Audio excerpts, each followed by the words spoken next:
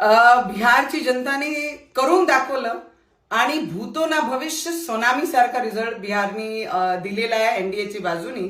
आणि भारतीय जनता पार्टी आणि बीजेपीचे कार्यकर्ता आणि सगळे बिहारचे वासियांना मनापासून खूप खूप अभिनंदन करते.